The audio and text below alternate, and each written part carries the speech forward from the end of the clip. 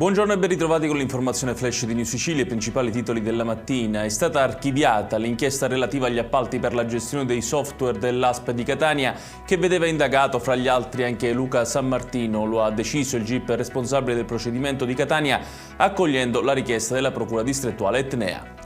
Volevano mettere su un resort di lusso con i soldi del superbonus. Maxi truffa allo Stato, quella svelata dalla Guardia di Finanza di Siracusa, che ha sequestrato beni per 13 milioni di euro ad una coppia di coniugi. Confisca di beni del valore di circa $500 000 riconducibili ad un noto membro di vertice del gruppo mafioso Emanuello, operante a Gela nel Nisseno.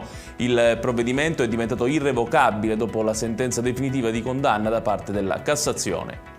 È finito dopo quasi 10 anni l'incubo vissuto da una donna nel Catanese che dal 2015 era vittima di vessazioni, minacce e violenze continue da parte del compagno. Durante l'ultimo episodio la donna ha chiamato i carabinieri che hanno arrestato l'uomo. Infine, botta e risposta fra Federalberghi Isole Eolie e Liberty Lines. L'associazione ha sottolineato l'inadeguatezza dei collegamenti per via della soppressione di alcune corse.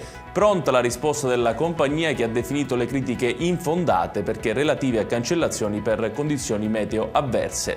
Ed è tutto per questa edizione. Tutti i dettagli su queste notizie li trovate come sempre sul nostro sito www.newsicilia.it. Grazie per averci seguito e arrivederci.